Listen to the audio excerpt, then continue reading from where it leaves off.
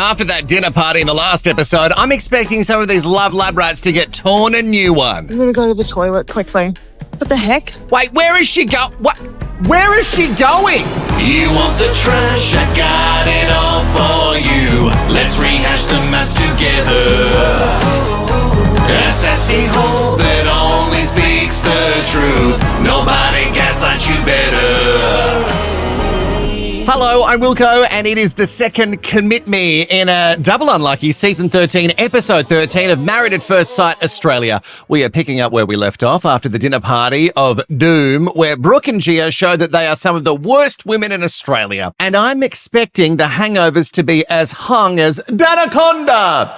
Malusian even says it was hard to listen to, though she was tucked tightly behind Brooke all night listening as she spilled all of her GCBP, that's Gold Coast Brooke poison. I don't know if you noticed that some of the worst humans on this show generally come from the Gold Coast or the Northern Beaches. We really need to isolate those areas from the science.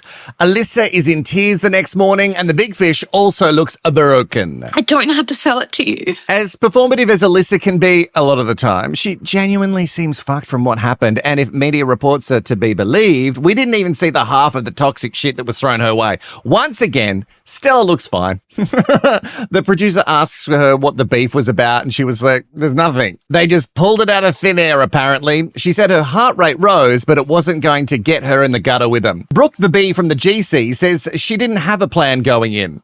Yeah, we know you did, you liar. It was on camera. The bee also knows that she caused a bang because she can hear the people that are upset in their apartments in tears. And she doesn't even look concerned about it. Even if you don't like someone, wouldn't you feel bad at hurting them? No? Okay. But Brooke can't help how she reacted because she needs a voice. And now that she's got it out of her system, she says, that's all done now. What, because you've had your high school quad blow up and now you feel better about yourself? Oh, you simple little child. You think it's done? When asked how she feels about Chris, the face and the sigh says everything we need to know about it. How does she feel? Probably nothing. And if it is something, it's not good. Imagine if she doesn't write leave at the Commit Me. That would be crazy. And I would go crazy. Gia was also a total disgrace in the last episode, and if I was one of her friends, I'd be wondering if that's actually a smart thing to do. Should I be friends with her, given how she treats her friends and her enemies? She reached out to Baggage Beck via text to see how she was doing after saying that Danaconda was into her. You know, because Gia is his type. I loved reading all your comments, by the way, on who you believed more, Gia or Danny. It seemed to be pretty close, but I think people are leaning more D to G, especially the polls from the live show. Beck has replied saying that Gia ruined her relationship. And don't give her all the credit, Beck. You've done a really great job at that yourself. She also said that she's devastated and to just leave her alone. Gia thinks that Danny is disgusting. and I guess if Danny's disgusting, what does that make you, G-Banger? And she's a fool, a total fool. Total fool. Danny didn't stay with Beck last night, and even though Beck says she knows it isn't true, still, the whole thing didn't land well with Danny because she didn't believe him. And that's not on for him. You know what kind of love he's looking for. Also, this could actually give him a good reason to run because I don't think he's into her. He's not interested at all. He walks in as if he just got home from the pub after a big night because he's still dressed in last night's clothes. And Danny's good. He says, I'm good. He's always good. He's acting as if there's no issue at all. Danny cannot believe that Beck has been crying that much. And he really flips the whole thing, saying things to her like, it really hurts me that you would believe this. And I think, hey, imagine if he did do it and now he's gaslighting her. Like, imagine if we find out somehow that he pulls all this and he actually did say that to her. Oh, evil. But now he says that she betrayed him, which is a turnaround from him walking and saying that he was always good. Beck needs to prove herself now, apparently, because she believed Gia. And even though it was just for a minute, that's enough for Danny to be out. I mean, listen to her panic attack about it. And here I think Danny gets out the way he wanted. Now his story will be, I won't be able to get over how you didn't believe or trust me. Before the Commit Me, we also get to see an LEAVE before we even enter the warehouse of drama. Brooke is already out, and you're not sorry to anyone here. Shut up. We must be getting ready for at least 2 leaves tonight from the couples, right? Because Stephen Sr. and Rebecca, doomed. Chris and Brooke, doomed. She has already left once. And Julie and Grayson, we saw nothing from the dinner party, even though they were holding hands, but still, come on, they're doomed. We have shared our first kiss. What the fuck? You ended intimacy week with a kiss and apparently that fixes everything? Pull the other one, confidence and charisma grifter. I am not gonna buy this. Grayson is also wearing an even thicker knit if that's possible. The real thing that they're trying to do is out-knit each other in this relationship. It was a natural kiss apparently, initiated by the bisexual herself. And their hug as he leaves for the commit me really sells it. Oh, the passion. Once we get to the warehouse, we find out that Rampola has lost her voice, physically. Obviously, she hasn't had her voice taken from producers. Has she ever really had it? Like Steve said, she got an earpiece in. But don't worry, 2 Shillings has taken some inspiration from Julia in the last Commit Me and murdered a Muppet herself to create this stunning ensemble. The Booty and the Big Fish are up first to really kick off a Commit Me that has nothing to do with the couples and everything to do with the Mean Girls clique. Alyssa says she's disgusted with the low-grade comments. And I don't know if you noticed, Gia and Brooke love clocking eyes. Just clocking and locking eyes at each other during the couch time because obviously they disagree and hate it a bit. Beck does say that she was disgusting and she takes ownership under her breath at first and then she openly apologizes. So that's good, I think. Doesn't really excuse her behavior and I love that she wouldn't have done this if she was still clicky with Gia. Like, this would not have happened. No way would she go against the other girls' if she was still hanging off Regina George. But she ruined her relationship, so now she's on Alyssa's side. I guess for now. Also, it's really great to apologize, but I don't think it's coming from a genuine place. Obviously, it's a double stay for the Booty and the Big Fish because they are into each other. In fact, guys, they're saying the words the experts love so much, they're falling for each other. It's not love yet. I also love that we don't see anything in the form for an apology from Brooke or Gia, like it could have been edited or maybe they're waiting for the right moment. When Melusion and the farmer make it to the couch, I don't know what to think because this all feels very performative to have this big of a turnaround in just a few days. The experts say, oh, we don't recognize her. Melusion, is that you? So crazy, isn't it? Oh my God, it's so crazy. She doesn't know how she's this different now, but she is. It's a MAFS miracle. She feels more positive, lighter, and all because she changed her outlook and her mindset. It's changed everything. Oh God. My Lanta. Now I can eat anything I like. Luke is just gobbling all of this up and she is gobbling up all the praise from the experts, and that's really what she wants here. I would love this to be real and I trust your judgment. So what do you think? What do you think? In the comments below. What do you think's happening here? Do you think Melusion has made this big of a turnaround? Because I don't think so. Now, because everyone hasn't heard it before, she explains her pink and blue, her life goals to the group. And people are shown like nodding. Oh, okay. This pink and blue theory. Or maybe you should take it on the road, Melusion. Previously, the farmer didn't make her feel pink, but now she does because he is well blue. Well, actually, I thought he was more blue before when he was living with you. Oh, not blue as in sad boy blue. Okay, right, I'm so confused.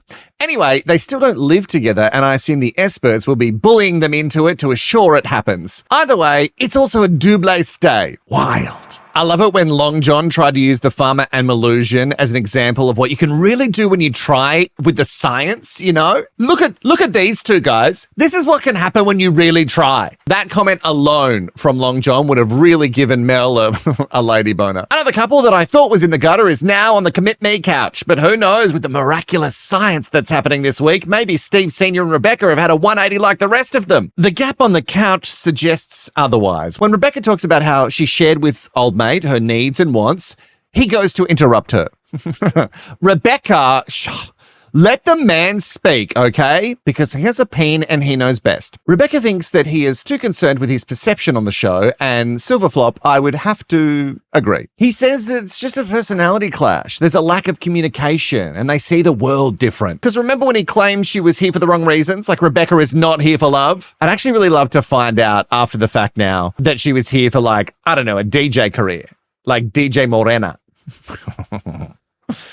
Oh, I do need some more Tony time. How many times did I say Morena? Oh, God. Oh, that's 2. Don't say her name 3 times because she will appear like Beetlejuice, telling us all that 70's not old. Now, Steve invited her out on Sunday for a lunch. Rebecca, I can't say her name again because she'll arrive. But apparently Rebecca went out on Saturday night and cancelled on him because I tend to believe that Rebecca likes a bender or two. Scott calls him out from the audience to Steve and wants to know what he's been doing to show affection. Maybe getting her a coffee, a nice good morning. What could that mean, Steve? Certainly not sex for you. But has he done any little favors? Now, she does say that he has made her a couple of coffees in the house.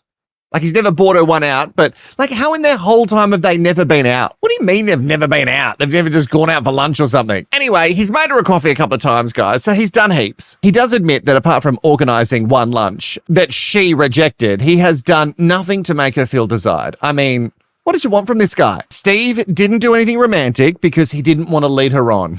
And I don't want to jump on the whole Steve wanted a younger submissive TV bride conspiracy theory, but he didn't even give it a go. So maybe I'm going to believe those theories now. 2 Shillings brings up from one of their sessions before the whole experiment had started. Steve Sr. said that he was very selfish in past relationships and he was promising himself that this one would be different. His answer to that was that he tried in his own way. I think this is something now we can call stellusion. It doesn't have the same ring as Malusion, but baby, you are stelluded if you think that you have changed at all. When pressed on the big issues when it comes to the TV marriage, he doesn't know the other issues that he is bringing to the table. Remember, he said to camera many times, not with Rebecca around, that he actually thinks he's pretty good. He's kind of fucking nailing it. I'm not sure. I can't give you the answer. You do. You just said it. You're selfish. You've been selfish all your life and you said you were going to change it and you didn't. There's nothing worse than someone who can pinpoint the reasons things don't work, but still they don't change their own behavior. You don't get to be with someone if you're just old man dick on repeat. We've heard that one. We've heard it a number of times. Play another. No, obviously I've said no.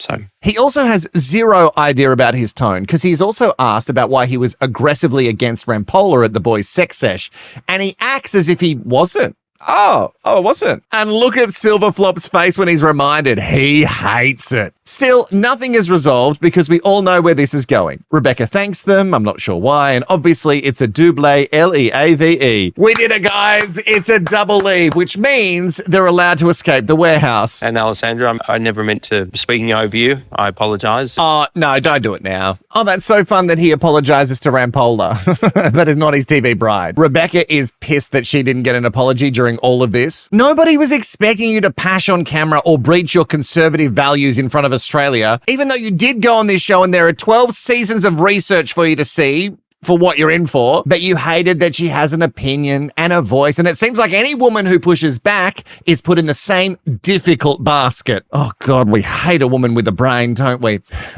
Again, take that out isolated. Real problem for me. Some people in the comments can't feel my tone. Someone was really mad when I said I was sick of the word woke because and obviously my sentiment was that it's been sort of taken by conservatives and turned into something that it doesn't mean anymore. So I'm sick of them fucking using it.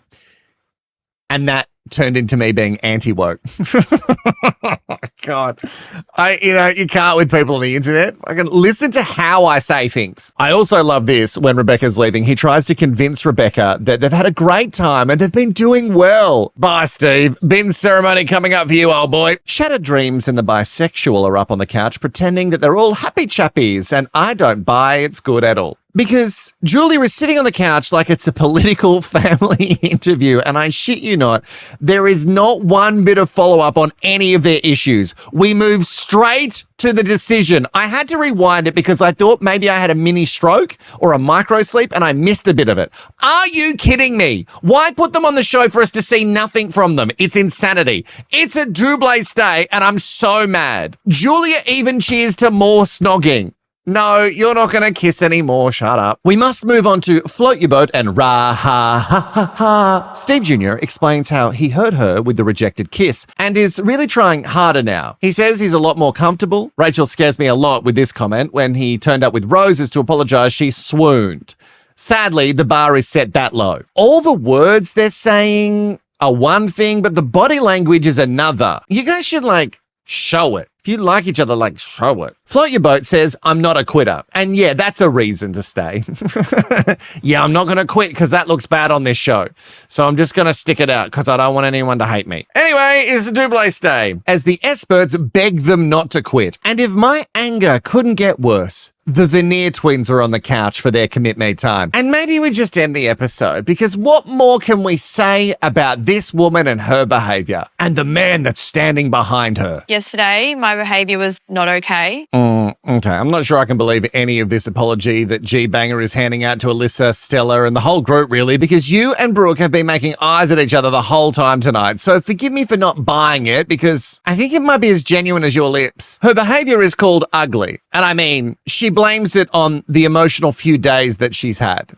Ah, yes. Also, apparently Gia on the weekend was out of control and Scott went home. This is surely the same night that Danaconda allegedly came onto her. Scott also reveals that she had a blow up at Scott, telling him that he wasn't here for the right reasons. Wow, she says that to everyone, I think. Maybe she's projecting. Also, she follows that up with she could get any guy that she wanted. And this makes no sense, because he wanted to go home because he was the sober one surrounded by piss people. Like, let him go. Gia says, when she's kind of like fed the line, she's just like testing him to see if he'll stick around.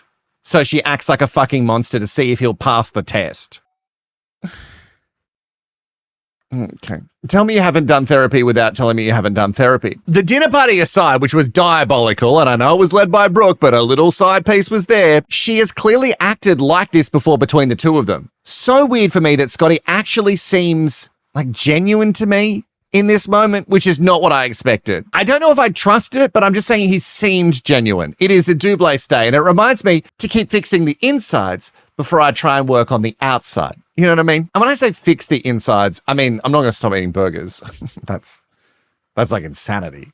Why would I do that? Obviously, the follow-up to the Veneer twins will be Baggage Beck and her TV husband, Danaconda. She is still in tears, and I mean, there has to be more to this, right? Does she like him that much? Everything we've already seen in this episode has been explained. Danny wanted her on his side, and because she wasn't, she is not the Bonnie to his Clyde now. Beck says that she believes that Danny would not have done that, and she apologizes to him, which once again, imagine if there's some stuff that comes out that proves that he did, and he's just gaslighting the whole time. Oh, I would love that. I would love it. I was a space cadet last night. Only last night, a space cadet, or just last night? Just last night. There's something in me that's just like, is there proof? I don't know. I feel like there's some sort of receipt coming. How do we find out if it's real? Because at the moment it's just a he said, she said, and I don't believe what either of them said. Gia does come for him, and she thinks that he's a liar and doubles down on her version of events. Why would I make this up? That is Gia's go-to. She swears on her daughter's life, and that's huge. But am I also a bad person for thinking someone like Gia, who is high school mean, she would just say that anyway? I'm not saying I believe Danny at all, but if you were that blotto, I don't know if any of you would know what you said. Scott backs her up, though. He didn't hear it, but he says, well, she wouldn't make these things up.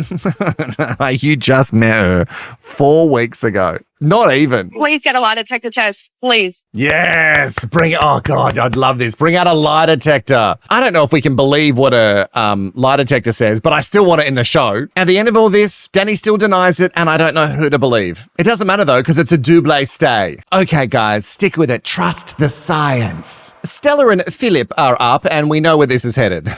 Brooke coming for Stella is the most important thing instead of their actual relationship. Stella doesn't buy the apologies she has received thus far because it's worth nothing unless behavior is changed. And I'm with Stella. Given what they've done recently and how they just don't listen, I wouldn't believe them either. I'm also surprised once again that there's no input from the audience in their couch time. So are you falling in love? I think, yeah. Well, okay. Whoa, holy shit. Now, careful confessing your love on this show. It can make men run. Filip is a lot more coy with the whole what I'm feeling thing, but he goes on with like, I'm headed in the same direction. Let's hope it's not a Jamie and Dave situation. Someone says that L word and then someone runs, and that L word is not Lithuania. It is obviously a double stay. Now, the most dramatic couple to hit the commit me is GCB and Chris Neild. Please just keep in mind that she has already left once, and now we know for a fact that she's here to write leave officially. But I wonder if she can leave again, because she's already broken the rules. The rules mean nothing to her. Do you not believe in this science? because she left before without writing anything. But if Chris writes stay, they must stay. They won't. Oh, gosh. Gosh doesn't cover it. Sorry, Dale. More apologies are handed out from Brooke. She says that she feels regret and guilty for taking it too far. And that's it. That's it. That's the end of that story. She's apologized, guys. So she's done that now and we can just move on. All right. Brooke said that when she walked in, she had a lot of things on her chest that she needed to share at the dinner party. Issues she had. I still don't know what they are, but sure, Queen Bee, go off, sis. She tells us all that this isn't who she is. But like, why? Bring it in. Why? Tell us why. Is it because she's Lithuanian? Because she has a fancier watch than you? Or because you love a brand name? Anyway, we get no answers. So they move on to she doesn't like Chris any more than friends. Chris then lies because he's got to still look like a man and says that he wasn't hurt by it. But remember, you cried in the bathroom. So I think it hurt. Just push your chest out and tell her that she hurt you. Oh, and she's classic. She even says thank you when Chris takes the blame for their whole relationship falling apart. Thank you. When he's pressed further, because they really want an answer on this, on his feelings for her, he dances as much as he can around it. And then he kind of talks about her feelings and how their relationship won't work because of the experiment. It's the fact that it's like it won't work on the outside either, Chris. Okay, so this is awkward. She wants to make it really clear that they're both leaving with nothing between them and rants about how he needs to go his way and she's going to go her way because clearly she has someone waiting. Brooke bangs on as if he's the only one who needs to work on himself. Rewind the tape, you bottom feeder. Show her. Just show her what she did. I don't know. You make some half-assed apologies and then in the same breath, you make it sound like Chris is the only one needing some emotional renovations. Police. The bee on the sea, Brooke on the couch, she gets emotional about how her whole life she's had to hold her own hand and she wanted him to hold hers, not her to hold him, his hand.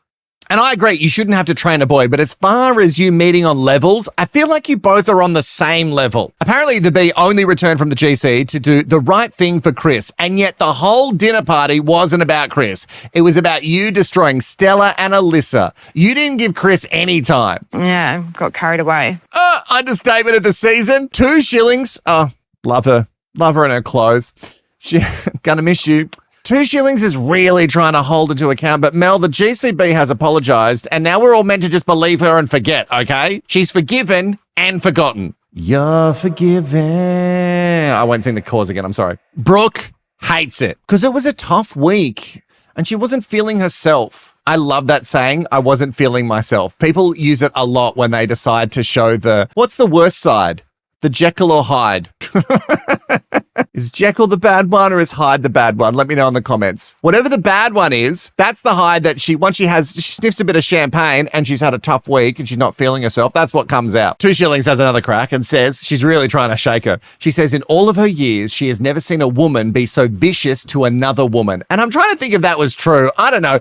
It feels like Oblivia was just as vicious. But I guess this was different because the relentless nature made it way worse. I'm going to go to the toilet quickly. Oh, just a quick little bathroom break. Okay, that's unplanned. Chris says, are you coming back? Because he knows she's absolutely not fucking coming back. Now, while she's certainly in the toilet and not already on a Jetstar flight, Gia, of all people, says this isn't a good look for Brooke.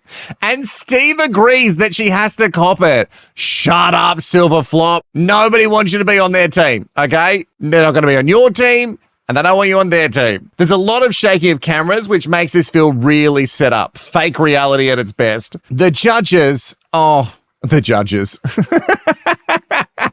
I stand by it. The judges, like this is American Idol, they're ready for bed. And the crew apparently keep them in the dark, but then you hear John go, oh, geez. And that says it all. He then plays Whispers to 2 shillings. Brooke's bailed. What does it take to be an expert? You know, because I could do this, guys. I could do this for $100K per year. Chris is then instructed to ditch the hot water bottle he's got. Took me a while to figure out exactly what it was. Chris is informed Brooke has done a runner. I'm not, no. And then obviously we need to talk about, oh no, okay, bye, Chris. And then that's it. He walks out. Now, I wonder what he said because there was way more for sure. The experts/judges look really shook. So I'm sure he said more. Give me the hard drives, Channel 9. And that's it. that is where we end it. We have ourselves another runaway B. And if you didn't run from me and made it all the way, I want runaway B in the comments. And that B is not for bride. Hey, are you ready for some more weddings tomorrow? No, I need some excitement. Okay, if I have to do it, you have to do it. Because I'm pretty sure at least one of these guys, who could it be, is going to be absolutely disgusting. See you then, sweet baby angel.